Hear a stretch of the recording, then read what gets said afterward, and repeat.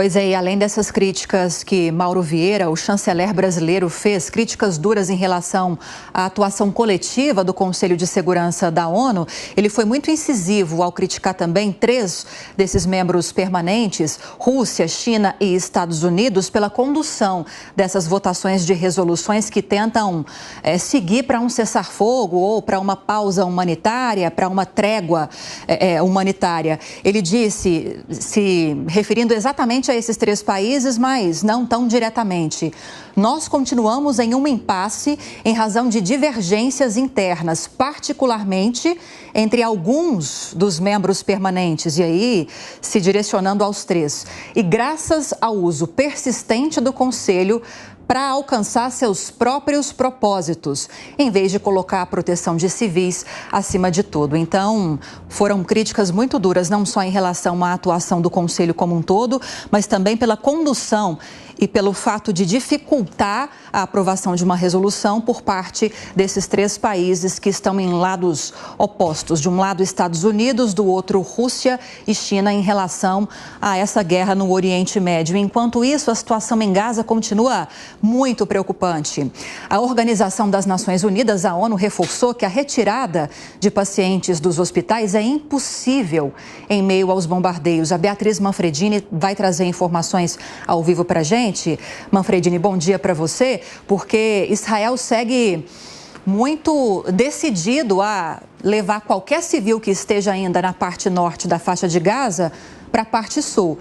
Mas, de fato, os bombardeios estão acontecendo, embora com mais força no norte, em toda a faixa de Gaza. Muitos dizem que não há mais local seguro lá na região. O que disse a ONU especificamente? Bom dia.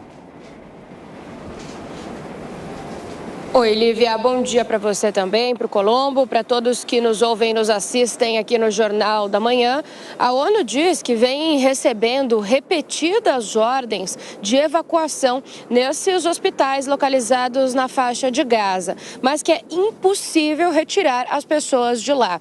Atualmente são 10 hospitais que ainda funcionam no local e, de acordo com dados da própria ONU, eles abrigam atualmente cerca de 117 mil pessoas, entre pacientes, claro, pessoas que estão ali realmente internadas, pessoas que procuraram abrigo e também os próprios profissionais da saúde, as equipes médicas que estão no local. Mas eles dizem que não há momento ou território seguro para fazer a evacuação dessas pessoas. E, além disso, de dizerem que, então, que é impossível retirar as pessoas desses locais, eles também falam um pouco sobre a falta de estrutura que esses hospitais estão sofrendo. A gente vem falando aqui de forma extensa sobre a falta de suprimentos, de alimentos, produtos de higiene, de água, e os hospitais também sofrem, entre outras coisas, com falta de produtos mesmo hospitalares, como anestesias, por exemplo, e energia elétrica. Então, além de dizer que é impossível retirar as pessoas do local em segurança,